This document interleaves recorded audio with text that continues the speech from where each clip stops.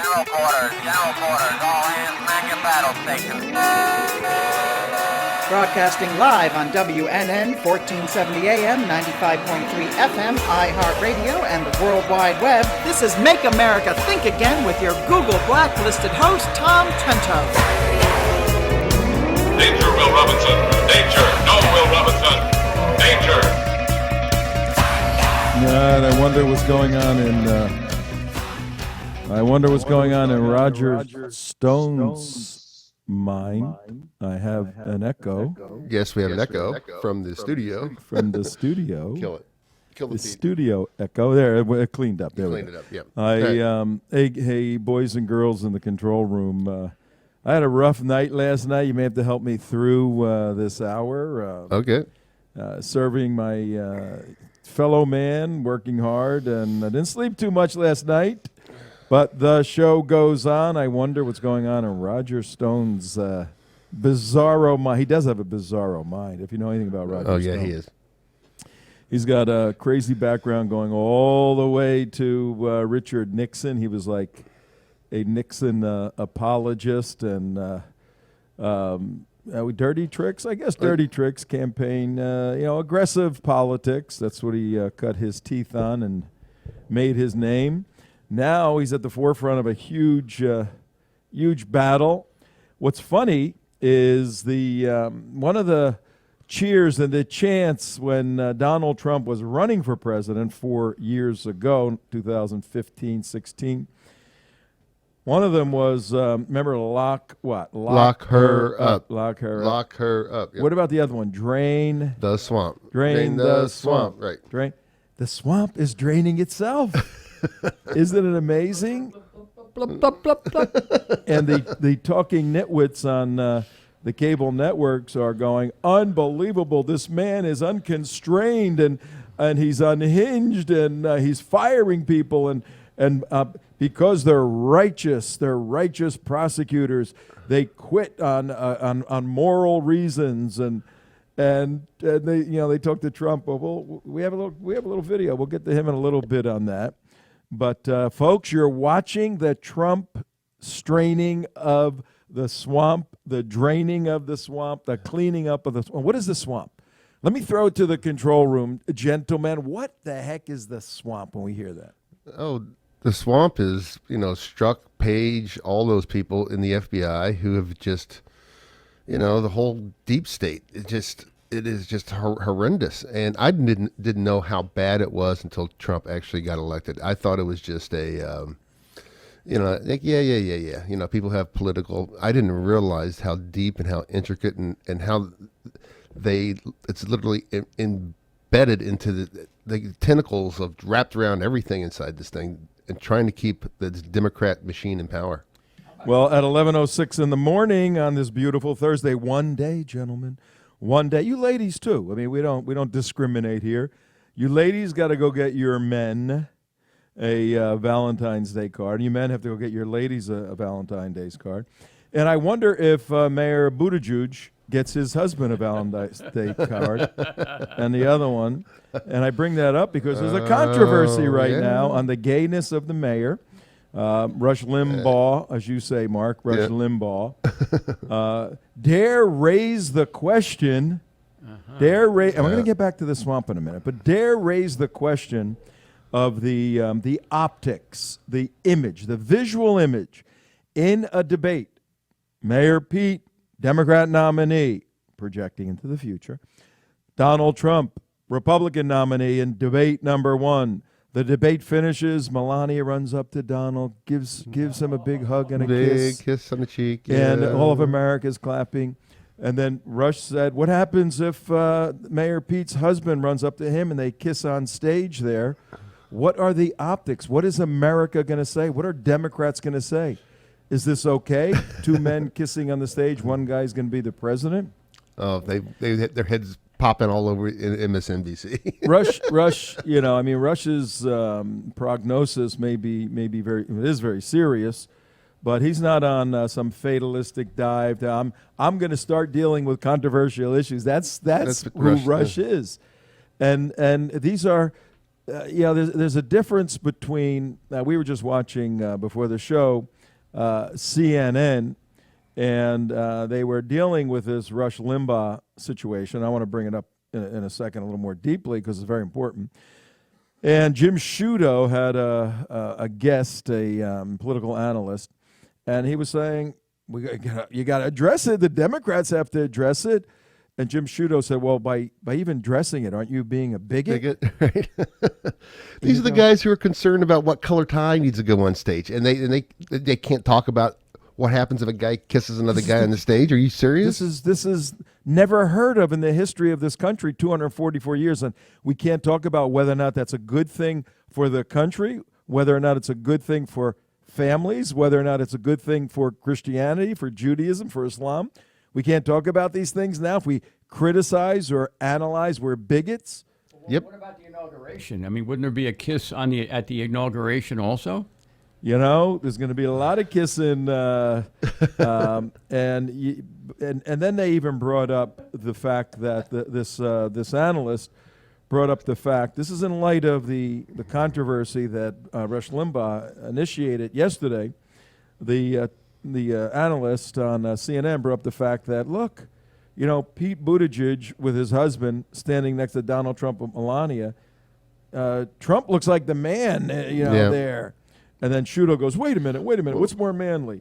Volunteering to join the military as Buttigieg did, Right. or running away as Donald Trump did? And the guy said, it's a legitimate question, but that's an old trick you do in a debate. Yeah. You have a particular Deflect. set of circumstances here, circumstances A, and you want to confuse them with a set of circumstances called B, which are unrelated, and you bring those in, and another term for it is a red herring, to drag the red herring Right. through. But these are serious questions Democrats, and look, black Democrats right now do not like a homosexual guy and somewhat of an effeminate guy running for office. They don't like it. That's by their own words. You hear them every day on the news. So What's interesting is I've been around a lot of black people in my life, growing up in sports, the military, and everything. And I have to say, and I could be wrong, it might have changed in the last 10, 15 years, but and when I'm hanging around a bunch of black people and they start talking about white men, and homosexuality, I tell you what, it's not a pretty scene. It's not an open Democrat forum like you would think. There's a lot of prejudice in the black community that I've witnessed that don't like the homosexual. They really dislike the homosexuality, and they are very pro marriage and very pro man woman marriage. They're not the best fans of gayness in the world. no, and it's going to be a real political issue. And if Buttigieg, he's tracking now, he's doing fairly well. I'm sure his campaign is saying, how the heck are we going to deal with this? And a lot of that comes out of slavery, but believe it or not, when the Africans were brought over as slaves by the Muslims for quite a bit right. around the world, when they were brought over to work as slaves, the less you have, typically, the less freedom and the less possessions you have, the more you turn to God as your source of inspiration, strength, and motivation. So during the whole slavery time in the U.S., some of the most powerful Christian men and women in the black community grew out of that. Some of the most powerful hymns, gospel hymns of the drudgery and difficulty of everyday life being a slave. One of my favorites, Old Man River, yeah. And that foundation 150 years ago, 200 years ago, formed the basis for a very strong Christian ethic within the black community and black churches. I'm a theologian trained in that. I've been in black churches, spoken them, all my life. You don't, as a Christian, it's not a black and white. We're all Christians, but the vibrancy and the consistency of faith in the black community is simply amazing. So now when they come to an issue like Donald Trump's infidelity in a marriage, it was difficult. Yep. They had a hard time with that, and rightfully so. I think all of us did. Right. But the difference is Donald Trump is not continuing in that sin. That's how serious Bible-believing Christians view personal behavior. The guy was a drug addict and was robbing. Well, has he stopped or is he continuing? No, he stopped. All right, he needs forgiveness and he needs rehabilitation. Donald Trump was a philandering, cheating husband. Has he stopped or is he continuing in that? Is he having liaisons in the Oval Office with any interns? Do we know of anything? He's smoking any cigars in the White House? If he is, he's going to lose me, and he's going to lose a lot of Christians. That's for sure. Mayor Pete, notwithstanding what the political wind of the day as it blows is that, now you can get married if you're gay and all that. Notwithstanding, because if I'm not mistaken, Oberfeld, the Supreme Court decision of 2015, is a little younger than the Bible of about 4,000 years. Yeah. And the Bible has proscriptions against men marrying men, women marrying women, being in those relationships. So the black community says, I hold my Bible more importantly than this Supreme Court decision. Right. And for the blacks, it's like, I remember that Dred Scott decision didn't go too well for us back I know. then, and that thing could change. Yep. So they have a difficult time with Mayor Pete, legitimately so. And everybody should bring this up because it's a real issue. It discusses real things. I mean, this guy's kissing his husband in front of little kids on TV. They look at that and they go, Mommy, Daddy, what's going on with that? Right. So anyway, one of the issues, now on this show we never do anything controversial. Never. People argue 11:14, 11:15 in the morning. Tom Trento, your host, WNN, And we J. get Mark in the control room. We got Midwest Dick, and it's a beautiful one day before Valentine's Day. All my life people say, you can't argue politics or religion. And I say, well, you can't, but all my life, that's the only thing I've done in my whole life. And right there, you got to be arguing that. What do you think's going on, Midwest Dick, in Roger Stone's head right now? That's a great question. I think he's probably, you know what? I don't think there's a lot going on in his head. It sounds to me like you've given us some insights into him as a person.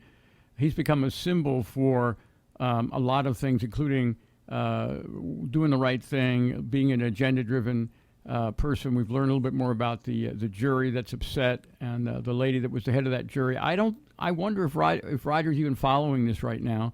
I think the country is learning some lessons about how unfair and how agenda-driven the Justice Department has become. Yeah, anybody hear of a woman by the name of Tomika Hart? Tomika Hart? No, never heard of her. She's from formerly from the Memphis City School Board president. She was the Memphis City School Board president, and she somehow wound up on the jury of Roger Stone. Okay. And not only that, because she's an articulate, educated woman, she's a black woman, she wound up as the foreperson, the forewoman. Okay. And normally, when you go through voir dire and you select the panel, then the judge tells the panel, go in there and pick a foreman. And, normally the foreman jumps out because it's a person that has some background somewhere. Well, she became the foreman. So Tomika Hart, H-A-R-T, was the foreman of Roger Stone's trial.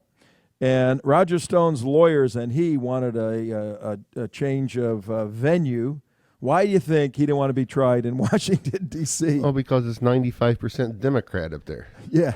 He said, there's no way in the world I'm going to get, this is the swamp. You're putting me in the swamp. Is the swamp. That's The jury a is really the swamp. big point. The jury are going to be swamp Oh, my creatures. That's not going to work. Well, he got convicted on 7 charges. And as we know, and you should go check this out, folks, he did some stuff wrong. And everybody that's being fair is saying, sure, that they could have applied that, but the guy's a first-time offender. I was surprised. He's never been arrested, never had anything wrong. Really? There were more SWAT team, FBI, soldier, commando desperados arresting him in his house in Fort Lauderdale than where? Than in anything. Than responded to that's what Benghazi. right.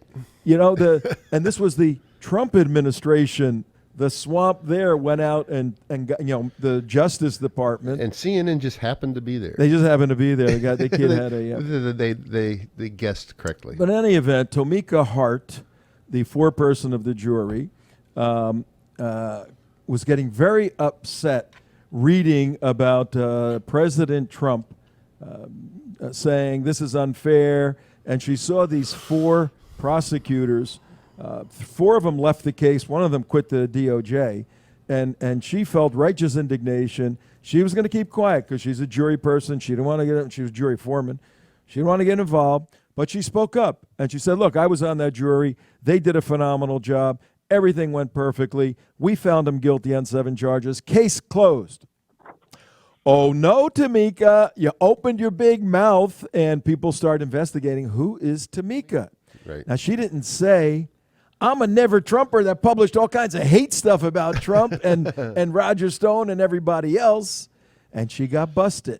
Her background is a total never Trumper. She has posted all this hate stuff about Trump. Really? And now I think there could be cause for a mistrial. I think there could be. Well, I got a question. How come that wasn't brought up in the voir dire? How come that didn't? Stupid defense attorneys. How long would it take you or me or Midwest Dick to look at the name and you have a whole printout on the person in voir dire? How long would it take to do a little checking on the internet about who this person is? Who are his lawyers that didn't do? I mean, ignorance.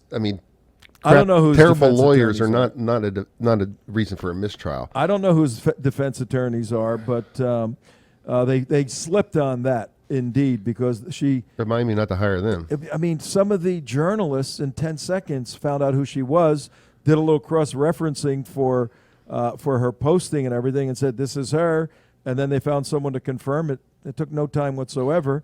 And the attorneys never brought it up during a case that this person's a... Nope. They said, "Judge, all right, we have a situation here. This person is obviously biased. We missed it during voir dire. I mean, we need to replace this person with an alternate juror." You have each side has a certain number of outs. They can throw the person out, and maybe they used them all up and they couldn't throw her out. But they could have raised all kinds of problems. That look, I don't have to throw her out. She's got conflicts. She's got internal conflicts. Right. The judge would have jumped in and said, "Are you a never Trumper and you posted a bunch of stuff about Trump?" Yes. Yeah. Is that going to affect you trying his friend here? No, never. No. And the problem with being the foreperson, you lead the others. When the others are going, I just don't know. Well, no, if you look at it this way, oh yeah, okay, I'll go your way, and so. The point of what we're saying right now, Roger Stone, he did some stupid stuff, really juvenile stuff. Maybe he deserves a little bit of time or time served, and that's it, because the whole thing shouldn't have happened in the first place. They went after him being a Russian agent, which was nonsense. Yeah. Then they got him on nonsensical things with WikiLeaks and Hillary Clinton's emails. So that was a mess. As a result, people are leaving the swamp. Midwest Dick, you're recently new to the state of Florida, right? That's correct, yeah. If we leave here and get in a car and drive a little bit, we'll get into the Everglades. Not too far from where we are. You ever been over there? No. You want to talk about a swamp? That Everglades is a swamp, man. There are really bad creatures in there. You can walk through it. Pythons, alligators, everything. It's mucky. It's nasty. It's hot. There's bees and bugs and rats and snakes and alligators, and not the place you want to be.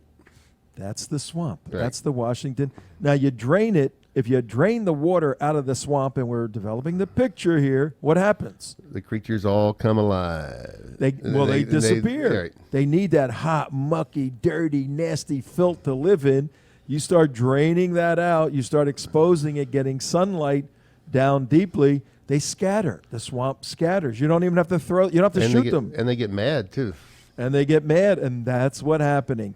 We're seeing Trump calls MSNBC MSDNC. That's pretty good. They hate that. Yeah, I think, Tom, the swamp is so terrifying that I would say it's going to take 4 more years of nonstop swamp attack using a guy like Bill Barr over and over and over again to make a dent in the swamp. I live in the Washington area sometimes, and you watch hundreds of thousands of people driving to work every day. They sit down at their desk. They might think they're doing the right thing. Go all the way back to Lois Lerner and the Internal Revenue people. I mean, it's really scary to think about what swamp people do at all the levels in Washington, D.C. every single day. How many bill bars do we have? How many bill bars will it take? The other comment I would make is we could have swamps creatures on juries that we are up against. At some point, we could be sitting as an indicted person for whatever reason, and 50% of the jury are people with a mentality like the swamp people, and they're going to get us whether it's right or wrong. I think that's really scary. We have people with a swamp mentality, an agenda-driven, who could care less about right and wrong, and they'll lie if they need to. No, I agree. Yep, I agree too. And it's the level of I could agree with Dick is there's so much involved in it right now to like try to take these people out. Right now, they do not fear prosecution or retribution or anything. If you come out and you start seeing, all right, these people start going to jail now for doing this stuff, that's the only way to change the swamp culture is to say, oh, God, well, I don't know, let me think before I do that, because I could go to jail and lose everything. All right, folks, you got to see the big picture here. Tom Trento, your host, the Trento Show, where we make America think again, 11:24 in the morning.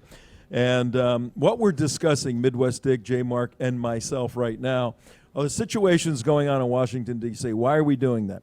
We're alerting the average American. You don't have to do all the stuff we do, read all this stuff, and we'll tell you what's going on. Just listen to us every day on WNN 1470 or 95.3 or iHeartRadio. Just search for WWNN Radio. You'll find it on iHeart or on your computer, WWNNradio.com. You can, anywhere in the world, iHeart or on your computer. And the big idea today is that you're seeing these people bitching and moaning in the Justice Department, and they want to now impeach Bill Barr and maybe even Trump for thinking about pardoning Roger Stone. This is exactly the plan. The Trump plan, the playbook is being played out perfectly. He had to withstand 3 years of aggressive abuse at every single level. Now it's time to let the wheels of justice roll, and they're going to roll over some of these swamp creatures. And we have exposed today the foreman of Roger Stone's jury should not have been there at all, hates Trump, posted hating Trump. How could she possibly be fair? She's busted now. Could be a mistrial, I think. But this is the world we live in. Now, quickly, the cable shaking heads, what do you call them? Talking heads, bobbing heads. Bobbleheads. The cable station bobbleheads. They're all circling the swamp creatures and saying, "Oh, bad Trump, bad Trump. We told you so. We told you so. You didn't impeach him. Now he is uncontrollable." Good. This is beautiful. This is exact. But what does Donald Trump think about all this? Well, what does he think about what's going on? I have a video of that, Tom. We should ask him the question. What do you think about all this, Mr. Trump? Lisa Murkowski earlier said that you shouldn't have gotten involved with the Roger Stone case. She said it's just bad. Some Republicans have said they hoped you would learn a lesson from impeachment. What lesson did you learn from impeachment? That the Democrats are crooked. They've got a lot of crooked things going. That they're vicious. That they shouldn't have brought impeachment. And that my poll numbers are 10 points higher because of fake news like NBC, which reports the news very inaccurately, probably more inaccurately than CNN, if that's possible. MSDNC, and your MS, and if you take a look at NBC, no, I think they're among the most dishonest reporters of the news. Okay, thank you very much, everybody. Goodbye. Get the hell out of here, everybody. Get out of here. They said there were certain Republicans and others that thought that maybe you've learned a lesson with the impeachment. What lesson have you learned, Mr. Trump? What did he say? I think it's a total swamp, basically. The Democrats are crooks. He didn't even say it like in any hyperbolic way. It was just like 1 + 1 = so. Well, the Democrats are crooks. They're all liars. They shouldn't even have tried to do the impeachment. And all you people are rallying around them, and you're all liars, and it's fake news. That's what I learned. What did you learn? Right? And you know what? what do you think would have happened if he said, well, I ask for the country's forgiveness like Bill Clinton did. And Bill Clinton had something to ask for forgiveness about because he did something wrong legally and morally and civilly. Suppose the president said, I ask everyone's forgiveness. I know I tweet too much and I speak too brashly. I'm going to try to change and have a new way and work with everybody. Well, they'd have come down on him like white on rice, man. They would have absolutely, and said he's crushed, he's losing it. We got to bring in the 25th Amendment and replace him. He's lost his mind. Anything. Yeah. So, well, I maintain that Barack Obama's election as the first black president, and he really, in my view, how could he be the first black president? His mother was white, his father was black. I guess you're such a hater, Tom. I guess whoever decides, why can't he be half white? I mean, how do you do that? Because you're a racist. That's why. Yeah. Is it like in the Jewish world? If your mother is Jewish, you're Jewish. In the Islamic world, if does your Obama father, look black? Does Obama look black? Yeah, he does. Well, then he's a black guy. Yeah. Well, just by looks. What about genes? What about all of that? No. He's right. He just looks black. So whoever decides that stuff, he was the first second black president. First one was Bill Clinton because he was determined to be the first black president. Whoever decides that stuff, he was the first black president. Not in my view. I don't like saying in my view when I'm talking on my show. Everything's my view. Okay. Obama was the biggest racist in the world. He created this racist divide and class warfare. And when you create a racist divide and class warfare, you get ladies like this at a university in a federally funded program at a state school. Check this out. Public service announcement. Excuse me. If y'all didn't know, this is the MSC, and frankly, there's just too many white people in here, and this is a space for people of color. So just be really cognizant of the space that you're taking up, because it does make some of us POCs uncomfortable when we see too many white people in here. It's only been open for 4 days, and frankly, there's all a these whole initials. university for a lot of All y'all these to initials. have, For those of you listening, so it's a keep black that in woman mind. at a multiracial center, MRC. Multiracial Cultural Center. MRCC, Multiracial Cultural Center. It was put on the campus Whatever of the one of the heck that schools. means, And it's for multiracial, which means all kinds of races. Right. Except for white people. She comes walking in, and somebody fired up their iPhone, and she's going, public service announcement, public service announcement. PSA. And she goes on to say, there's too many white people in here. This is for multiracial. You don't count white people as what the heck is that? This is a non-whitey white recreational center. Now this kind of stuff, and this is on the news now, but this kind of stuff, I haven't checked it out to see if it was a skit or something funny, but it didn't look like a skit or a sketch. It was a serious You imagine deal. me walking into the student center and saying, we're here at the cultural center and there's too many black people here. I'm just sorry. We need more Chinese people because it's a multiracial cultural center, and white people. And we need some more white people too, but way too many black people. They would have just blown up. The average Republican, 63 million people voted for Donald Trump. That's 63. Most of them are Republicans. Many were independent, and many were Democrats. There's going to be more. But take whatever percentage the Republican Party was of that 63 million. Let's say 50 million, 55 million. I would say 95, 98, 99% of those people don't have a racist bone in their body. They view, particularly if they're a Bible-believing Jew or Christian, and that's the basis for non-racism. If you're a person who believes in God, everybody has the imago, the image of God in their life, and I could dig up some horribly nasty white people that I know that should be executed. They should go to the gallows.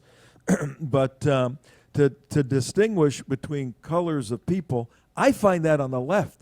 They're the ones who make the distinction. Yeah. Why? Because they've abandoned this concept that the image, the nature, the soul, the essence of God is within every single human. So they don't see humans that way. They see white people in the room, like this black girl was saying, too many of you white people, get out of here. How about these people are in the image of God, and maybe if you talk to them, we'll all work together and have a better world. Oh, no, that's a pretty crazy idea. I got a census worker that really hates me. Came up there, knocked on my door, and said, name, whatever. Okay, he says, what race are you? I go, I don't know. Explain the different ones to me.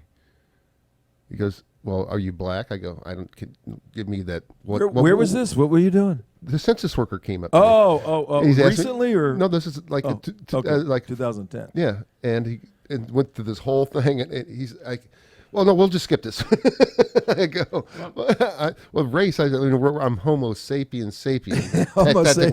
Technically, I go, yeah. I don't. That's the only definitive term of race I can come up with. I might be part Italian. I might be part this. I don't know. I didn't do the DNA thing. Mark, you're not Italian. You're not Italian. No. I might be Indian. No, I think I might have some Indian in me somewhere along the line. I could be. I don't know. I could be like Pocahontas. And well, Dick and I did our DNA, and we know what we are, and we're like a mixed breed of all kinds of things. Mostly Italian, me. Yeah. With a little bit of Arab in there, a little bit of Jewish in there. Yeah. I've got African in me. Yeah, an African. Yeah. African. You're black. You're black. Yeah, I am. But on a serious note, I feel sorry for this young girl.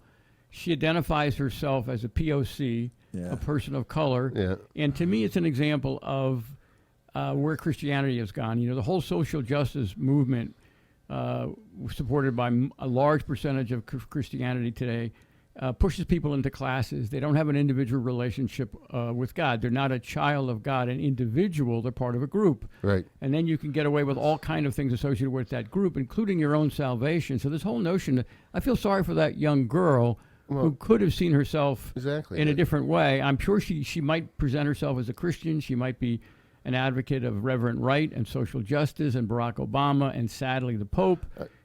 It's a shame. There's a whole lot in that one little video. And I really feel sorry for these, these young boys, young girls. Let's say their father is black and they married a Hispanic girl, and now what are they? They're black or they're Hispanic. It's got to be very confusing. That's the reason this whole concept. Get rid of it, yeah. Get rid of this whole concept of race. It is so detrimental to our country. It puts people into groups. It puts them in the boxes, and now they become victims of these boxes. So the Democrats have to create all these new victim boxes all over that's the reason they've created this whole transgender, I don't know, cisgender, trans, whatever box. So now you can be, they run out of people to make victims of eventually. So they have to constantly create new victims. And race is their number one big, huge way to claim victimhood. It's going to be a massive, massive campaign issue this year. Race, the left, the Democrat Marxist Party, because they know these are fault lines that are explosive. And if you can exploit them, like this POC, this black girl, person of color, right now, the black Muslims, any sort of leftist Marxist group is looking at her saying she's future good material. Yep. She's got it right. She's got the courage to do that there. Let's go talk to her. We can convert her. Speaking of converting, what I have found in my pretty wild life, I found that Judaism does not do evangelism, does not proselytize. Jews aren't out there saying, hey, you got to become a Jew. Come on over here. Just the opposite. They're telling everybody, you don't want to be a Jew. Get out of here. Islam proselytizes, and they do it a little differently than Christians do. They do it with weapons if necessary. Islam. Swords. And if you, I kill you. And, I kill you. And if you convert into Islam, you're going to become a Jew hater. If you follow their doctrines, a Christian hater. And look, come on, we're way past. But Jews and Christians are people of the book, and Muslims love them. We're talking about the doctrine. We're not talking about what individual Muslims may or may not do because they may or may not follow the doctrine.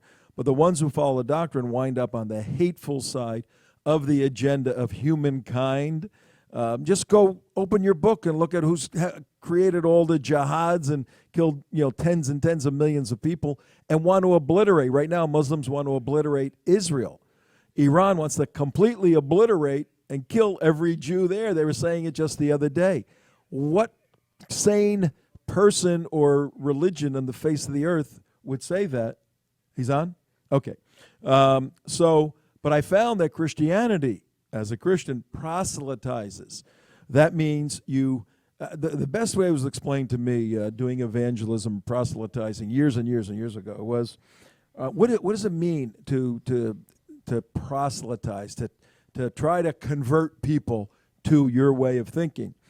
And the best way I heard it explained was proselytizing or doing evangelism, telling the good news, is just one beggar sharing bread with another beggar. Right. If you think about that, Yeah. we're in this world, we all got problems.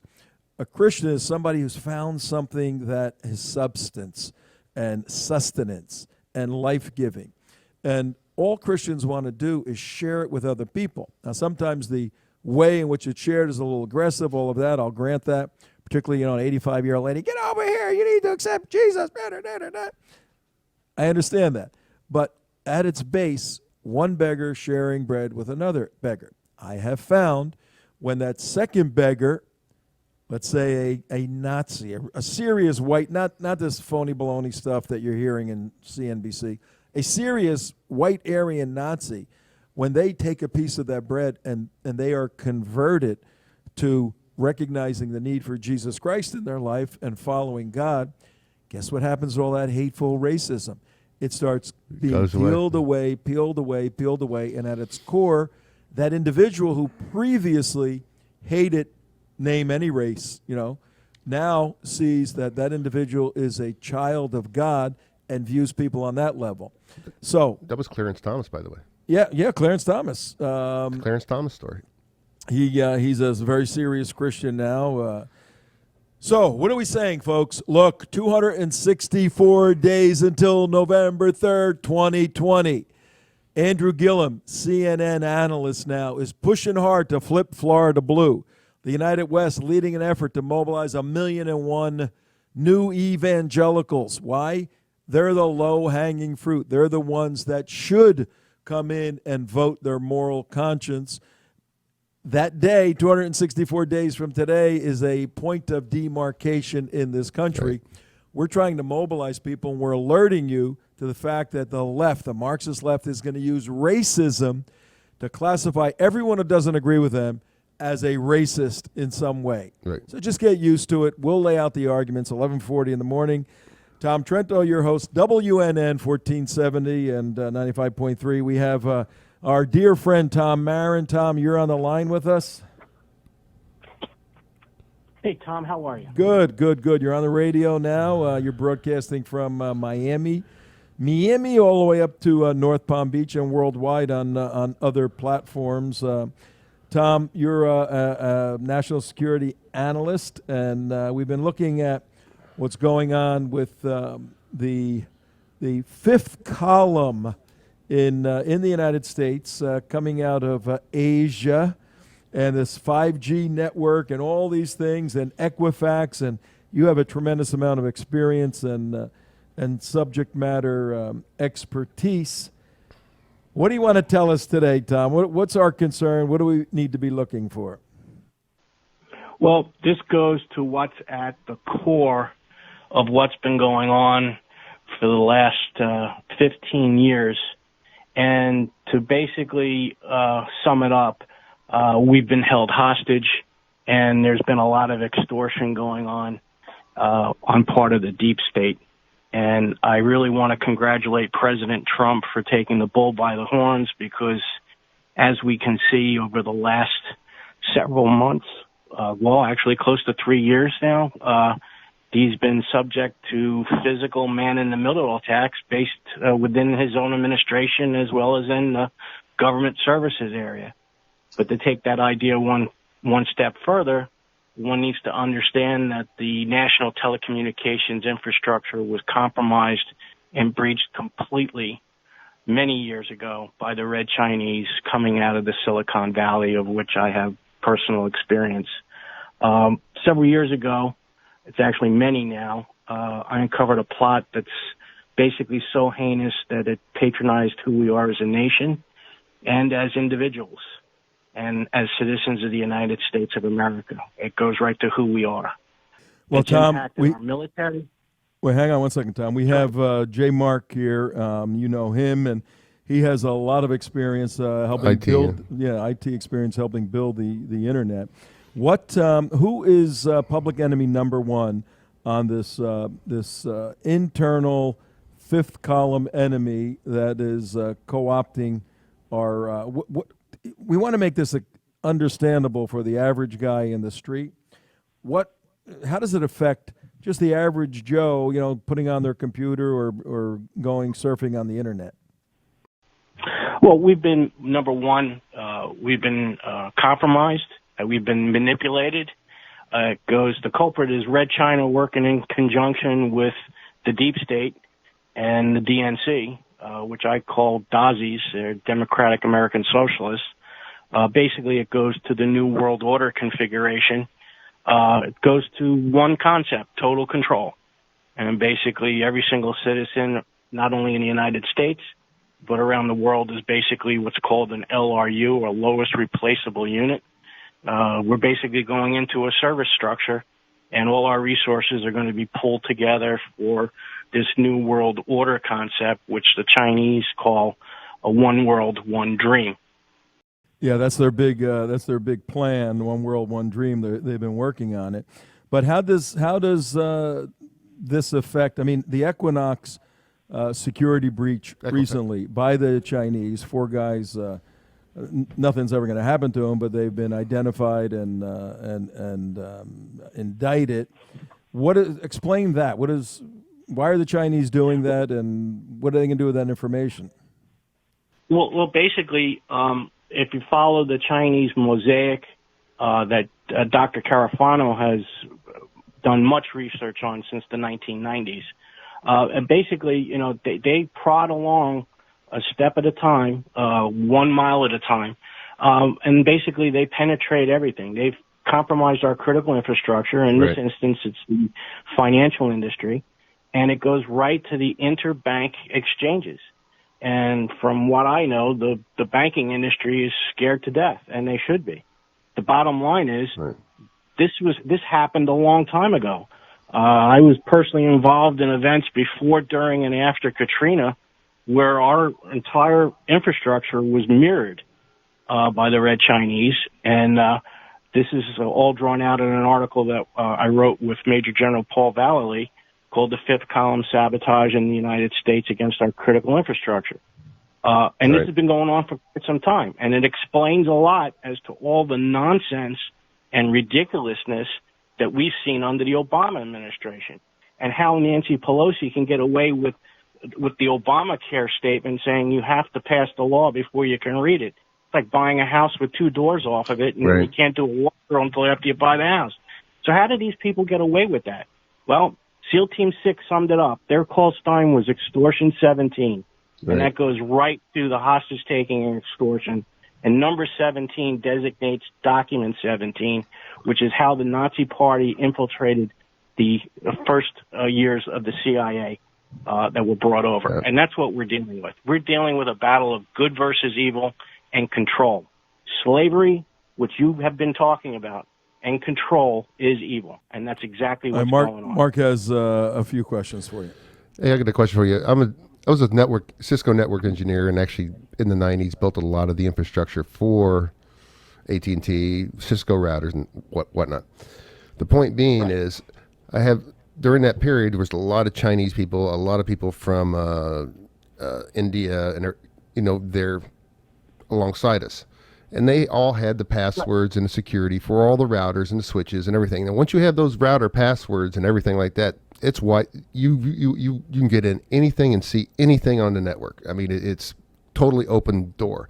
And I was bringing this up, and I have a TS Disco security clearance, and I'm saying, guys, you're just, and the passwords are like password and log in or whatever. I mean, no security whatsoever on these. I'm talking about the high core catalyst switches that are on the backbone, the core. Very familiar. Very familiar. Now, my question being is, the question being is we're hearing a lot of reports of Chinese hackers from China doing. No, I'm telling people they're inside. They're working. They're physically in line with these things. Is that what you're finding?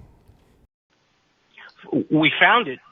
We found it in mid 2000s, year 2005, 2004, 2005, and it's been going on. And what happened was the information was blocked from President Bush, and I got around the blocks, and an investigation started going forward. But he ran out of time based on his administration. And you'll note that what happened back then was there was a peaceful administration handover to the Obama administration, and the investigation dropped like a rock. Yeah. Well, hey guys, here's what I'm trying to find out. This is Tom at what is it? What is the time? Anybody know the time? 11:48. I got to get a clock. 11:50. 11:49. 11:49. 11:49 in the morning. Tom Trento, your host, with Tom Marin and Jay Mark here. We're talking about the infiltration of the Chinese. Oh, would they really infiltrate our country to try to do bad things? I know from the 90s they've been doing it. Okay. We're talking about that on WNN 1470, and China's a very interesting country indeed. They got a mess on their hands now. But I'm trying to get, you two guys are the technical guys. I understand that they infiltrated. There's a fifth column. I see this Huawei. Is that the name of this company, Chinese company working on 5G? Yahweh. Yeah, that's just a front. That's just a front. They benefited from the espionage. Way back when Huawei came out in the marketplace, they were what was called an iron box, just providing physical connectivity. They got the network intelligence via Chinese espionage for all the call levels, the phone call routing, and all, as well as the data routing, and the network management systems from Chinese espionage via the PLA. Well, here's what I'm trying to get. I'm trying to get this for the guy on the street. You guys are the experts. This is not my area of expertise. Are the Chinese making our aircraft carriers go in a different direction? Are they shutting down our space shuttle? Are they disrupting our political elections? I mean, what is the how do we know that something bad has happened other than they're here infiltrating, or is there a day coming when, you know, they do like a electromagnetic pulse bomb and everything just shuts down? Where has it affected? Yeah. I've never felt the Chinese doing anything that affected me. They compromised our GPS many years ago, and that goes to routing of Navy ships, etc., and also our satellite communications, and also our intelligence network. Basically, you have four areas of sabotage with this. Stage one is when espionage takes care of the country, the nation state, takes the information and uses it for itself. After they're done with it, they give it to their allies. 2005, there was a significant event by the Shanghai Cooperation Organization. They conducted military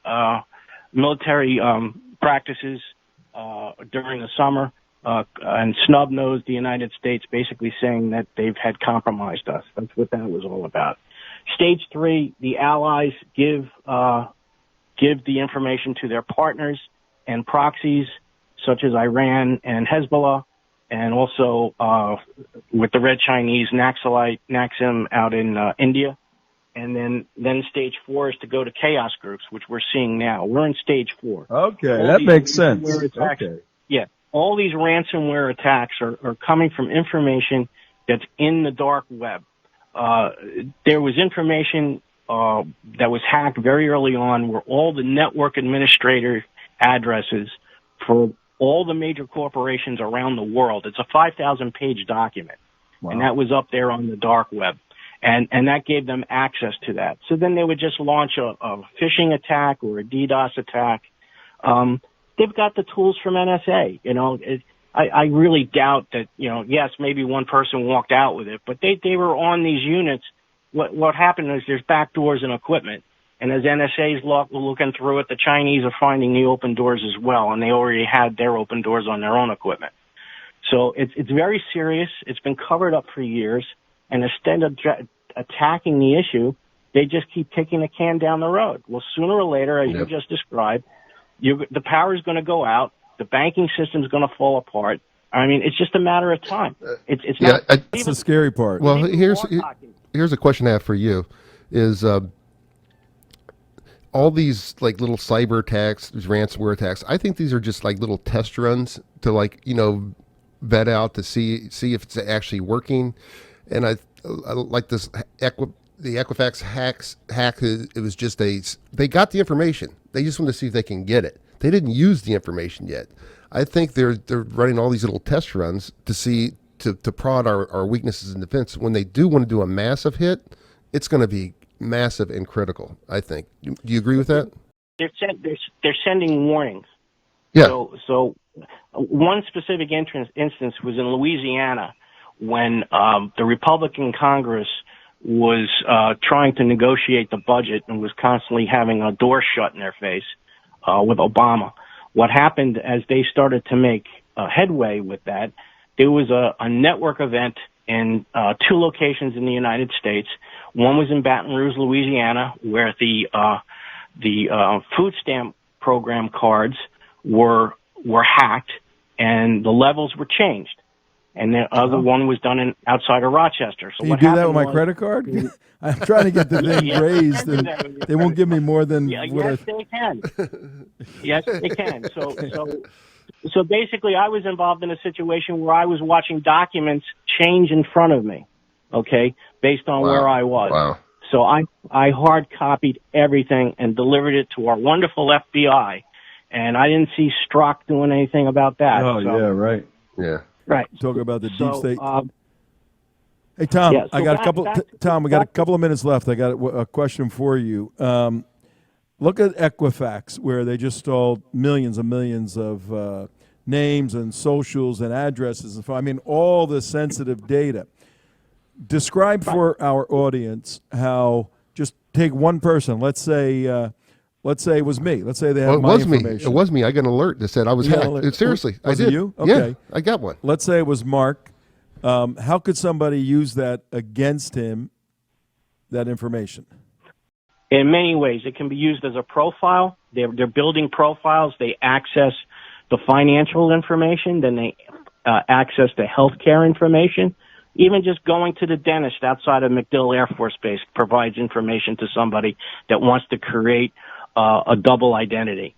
It happened to me. My last name is often mistaken as Spanish. It's Irish Italian, and that name sells very well around the southern part of the border. So basically, they can take your credit information, open up an entire new credit line with a bank or with a car leasing company, etc., and then go to town. They could also file fake healthcare bills. It's basically, swiping money. All right, so really could get very, very bad, very, very. Well, quickly. they gave the option of taking the security. All right, real quick. Well, what's the best security way to protect yourself from that? There's nothing available right now. Nothing works. So you have to assume everything is compromised, and you have to be very careful with the way you utilize your devices. The cell phone applications. I mean, Google Play Store. It's well known. You can look it up. Has been compromised every which way since Sunday. LinkedIn has been compromised many times, so they can build profiles based on that. So you got to be really careful what you're doing. When somebody says, okay, I'm going to send you a pin to do this on your cell phone. No, I'm using my phone the way I want it. I'm using it as a phone. If I do something on it, it's not getting dumped to the phone for storage because they can just come right in. Is there any VPN stuff that you can do, or sign up for compromised long ago? VPNs are trash. Well, what about like the credit alert places? Did they help at all? I would sign up for something like LifeLock. Yep. And you bring up a very interesting point. The insurance. We got about 1 minute, Tom. We got about 1 minute. Get it. Okay. The insurance companies have been promoting cyber insurance a couple of years ago. They're now realizing they're getting overwhelmed with claims, so they have to rethink their position now. Oh. Okay, because people are getting hit, getting pinched, and they got to pay. Yeah, $1 million. We'll protect you for $1 million. Yeah. Hey, this is fascinating. Think of it as a business. Yeah, think of it as a business. So your brand can be totally destroyed. Tom, we're gonna have to have you back because This is, we're a digital world. Everywhere you I see people trying to not have a presence on the internet. It's virtually impossible, but whenever there is a presence, you got all this exposure. So if you have anything of any assets, it's a serious situation, that's for sure. And maybe you don't even need assets. They can just create a profile anyway. Yeah. So, Tom. Well, we need to ask President Trump. We need to have him get on the FBI because they've been in CYA mode for the last year, and they've basically done nothing. All right. We gotta leave now. We will have you back because we want to explore this a little more deeply. Ladies and gentlemen, tomorrow, Valentine's Day. Get your Valentine's cards today. See you tomorrow. Bye-bye. For Tom, Mark, and Midwest Dick. The opinions expressed on the preceding